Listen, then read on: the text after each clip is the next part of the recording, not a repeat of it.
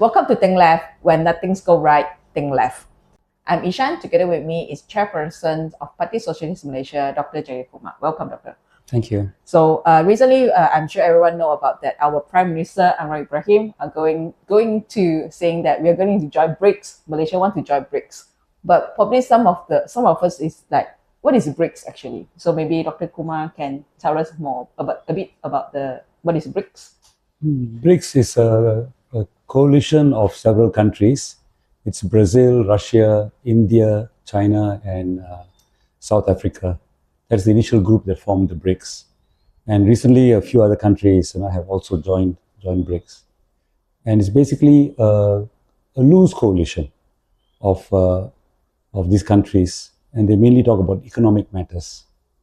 It is not a military pact. It's more of an economic trading association. But we also know that in this year, there's 5 new country joining these BRICS coalitions, right? So is there any why from the beginning the BRICS is formed, and why the new country, these 5 new countries joining the BRICS? You see, if you look at BRICS, it's something that is almost like inevitable that it should form. If you take the original BRIC countries, about 20 years ago, they only produce about 6% of world GDP. Now they're growing, and they're producing now 24% of world GDP. But what they find sometimes is the trade relationships with other countries, the whole economic system setup was set up by the Western advanced countries, and then later on by the US. And sometimes it is not that advantageous to developing countries. For example, raw materials from third world countries are up till now undervalued. Loans are much more difficult for poorer countries to get. The interest we pay on our loans is much higher than the interest that the US pays or Europe pays. So there are all these kinds of issues that have come up. So when the southern countries were coming up, China, India, and they find that some of the situations, like for example, the whole trade is in US dollars. So the US uses the dollar whenever they want. They use it to sanction people. And if you put all your assets in the US, they can freeze your assets. So all these issues are there. So it's only inevitable that these other countries also try and think of other forms of organization that allows them to trade, allows them to change currency, not the SWIFT system, something of their own. It's just natural, So it is economic necessity for developing countries to have these other avenues of dealing with each other. So that's the reason. It's the economic imperative that pushes the BRICS idea. And as it develops, other countries see that it's working, and why not we also get on board and benefit from it. I see. So it sounds like, for me, we're trying to de-dollarizations, right? Well, that's part of it. That's part of the things that some countries are doing. Like, for example, Russia has to do it because America is sanctioning it. So if you go to buy things from other countries using the US dollar, how are you going to do it? So they now got to deal of how can we buy in your currency or use my currency and your currency. Don't go through the US dollar. So that's the kind of thing that Russia is forced to do. It's what Venezuela is forced to do. It's what Cuba is forced to do. So in a way, US foreign policy by weaponizing the US dollar in terms of control is making people go faster towards using other avenues to de-dollarize. I see. So because I also have a questions that we already know that the West, and especially the US, is the imperialism is there, right? So by using all of the sanctions, by using the US dollar and all of this, and now counter back to the de-dollarizations and forming the BRICS, is it a form of also combat with the imperialism coming from the West? Yeah, it's reacting to imperialism. I mean, look at it, Ishan. If you look at the world for the last 500 years, the history is rich corporations from the West came and they took a lot of wealth from here and paid us very low for it. Initially it was mercantile. They came, and there's a lot of silk trade and all that. They came and they controlled the trade by taking over Malacca and other ports, and they controlled the trade. So the profits from that went much more went to them. Then later on, when industrial capitalism grew in Europe and they needed raw materials, they took over our land, the colonial period. They wanted, like in Malaya, they wanted tin, they wanted rubber, so they took over our land, they controlled it. So there again, our labor was paid quite low. What they took back to the West and then they made the products, they sold it back to us quite high. So again, there was a sucking out of surplus from countries like ours. And countries like India, which had a developed industrial base like in textiles, they destroyed it because it was a competitor to them. Shipbuilding and textiles in India were destroyed. Though we all got independence about 60, 70 years ago, that unequal relationship still obtains now, you see. I mean, the wages of Malaysian workers doing the same work as a worker in, say, the US will earn about 1/8, 1/7 the time, the amount that they earn, you see. And if we ask for more for the products you're producing, they'll just switch production to Thailand or they'll switch to Vietnam. So they're still bullying us. That bullying, even though I don't see the naval ships coming and controlling us directly, we're independent. But that system which extracts our surplus and keeps us relatively poor compared to them is still continuing. Yeah. So there is a need for a pushback. Yeah. In the sense that we ask for a better value for our raw materials, a better value for our labor, And so these other countries in the South also get together so they can bargain. I think it's a good move for the global South, for third world countries to push back against these things. Because it sounds like it's a good things, right? So now our Prime Minister Anwar Ibrahim wanted to join. So in your opinion, should Malaysia join BRICS or not? Yeah, I think there's no harm. So many countries have joined. And I think whether we join or not, we can still continue trading with them. So it's not a big deal. But the thing is, if you look at BRICS, I anticipate that BRICS will look into things like the terms of trade, the role of the WTO,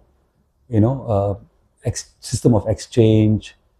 So there'll be a relook at some of the ways in which trade is organized, finance is organized. And you want to be part of that process, you should join them. But the thing is, I'm not sure whether Malaysia right now, with the current leadership, has anything to contribute to the process, because our leadership is as neoliberal as World Bank. So whether they'll go in and, argue these points, Yeah. I mean, like, for example, we can go in and say, look, free trade is fine, but then when free trade affects food sovereignty takes precedence.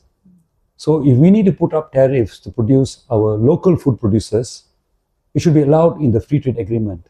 So we've got to go back into the RCEP, we've got to go back into the ASEAN Free Trade Agreement and modify it so we have a clause that where free trade impacts food sovereignty, we can override it. These kind of arguments have got to be put forward. But I'm not sure if our current government is even capable of thinking in those terms, because they want to be seen as very business friendly so they can get more FDI. So yeah, it can become part of BRICS, but are you going to use that opportunity to try and improve the architecture, the trade and financial architecture in a way that benefits third world countries like us? Whether you can use it, whether they have the capacity to do that or not. That's my question. But sure, I think we should join. But the purpose of, it seems like what you're saying, it seems like the purpose of joining the BRICS is not about the de-dollarization. I mean, as a Malaysia, as our Prime Minister Anwar Ibrahim trying to do is, it's not about like what we say, the de-dollarizations, and a big pushback on the imperialism. It's more like, let's expand our trade to more country, for that, rather than what we're saying just now, the de-dollarization and stuff. Do you agree with that? Yeah, I suppose so. I mean, Malaysia is really dependent on trade. I think our trade, total exports and imports, is about 130% of our GDP. So we're really, hooked on trade. We need a lot of trade. I was going to say, they might also factor in whether the US would be a bit sore with us.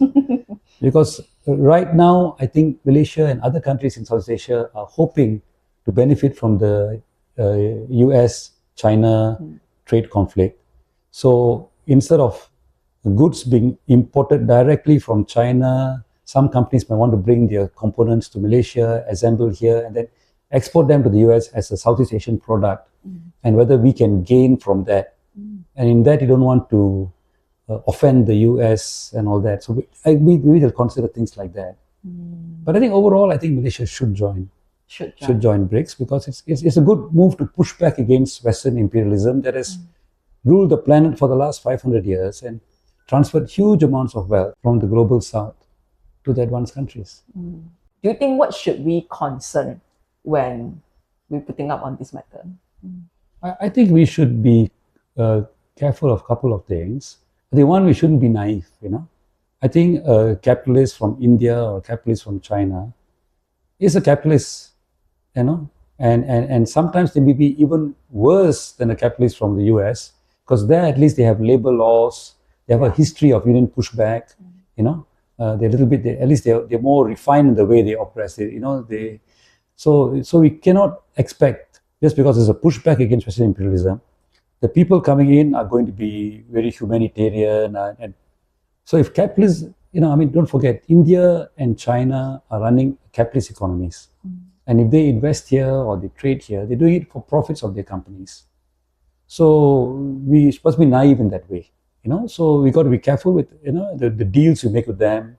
We want them to come and invest, whether we're going to ask for some kind of technological sharing, how much of the profits are shared with us. Things like this, I think we have to look into those things. And the other thing is, trade and investments create wealth. And part of the wealth will come to Malaysia. Will it go to the Malaysian people? Or will people in Malaysia grab that wealth and use it for, personal or, so it's a whole issue. You can grow the economy, but where's the wealth going? That's the other issue. Just because we get more trade and more chances of investment and all that, it doesn't mean it's going to go to the people either, So these are things you've got to look at, So it's not going to solve. Just joining BRICS and getting more investments from the BRICS countries, it's not going to solve all our problems.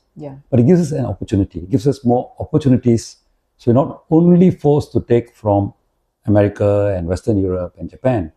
There are other countries also that we can deal with, we can trade with, we can get finance from, we can get technology from, we can get investments from. So it increases our options.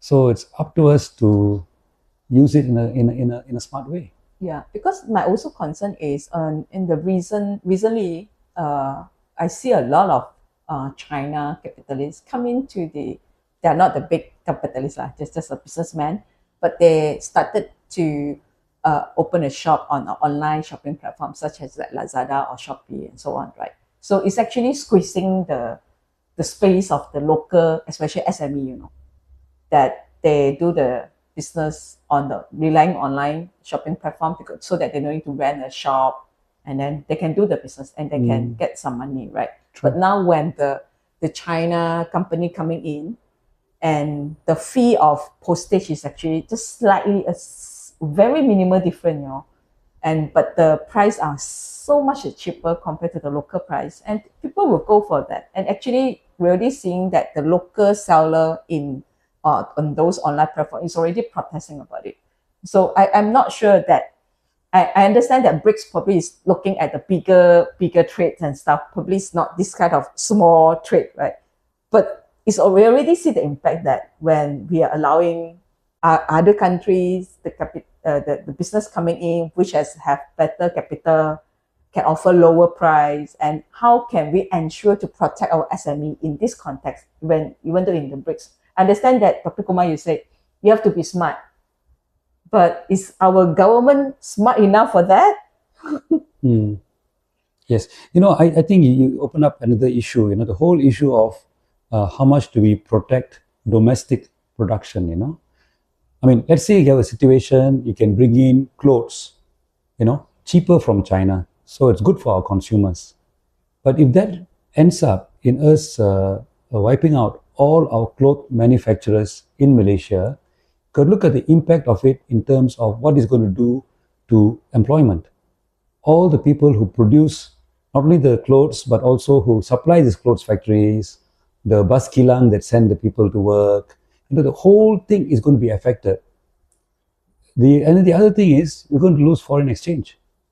The foreign exchange that if we buy our own clothes, we can save our foreign exchange for the really important things like medicines, like advanced, mechanical things, maybe computers, whatever you need, So if you use it just for clothes as well, then you're much less foreign exchange to buy the really important things, and you got to export more, So I think we got to even review the whole issue of free tariffs.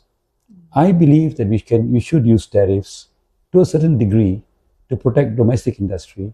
So even if those products like shirts and clothings are a bit more expensive, and our consumers have to pay more for it, but the consumers also are workers, So you got to look at it in a holistic thing.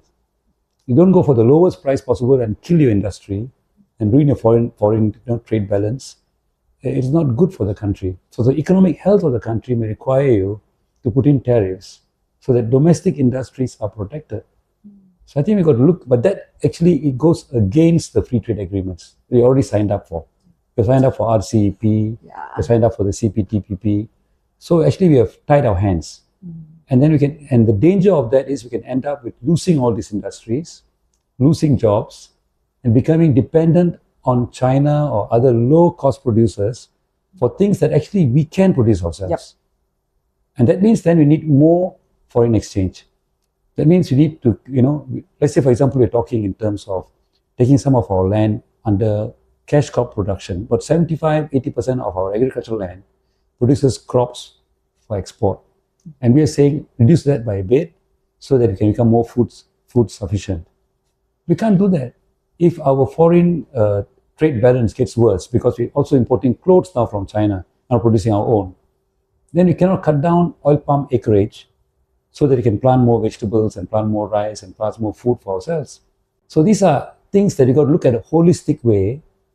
And so if the cost of it to us is the consumer is going to pay a bit more, maybe just the cost that we got to pay as a society, so that our capacity for textile production is not undermined. So these are things we got to think about, So being smart, you got to look at all these things and make decisions. Okay, thank you, Dr. Kumar. Just such an insightful on this matter on the Brics, and let people have more understanding that the important or probably the pros and cons that we are putting out on the Brics, and how people, do we have faith on the government? Can they do the smart way or to use of the Brics to expand our economy and to make our country better? Let's see. But what is your comment on about the Brics? Do you agree that Malaysia join Brics? Or if you agree, why? If you not, also tell us why. Leave us in the comment. Again, thank you for watching Think Left. When not things go right, think left.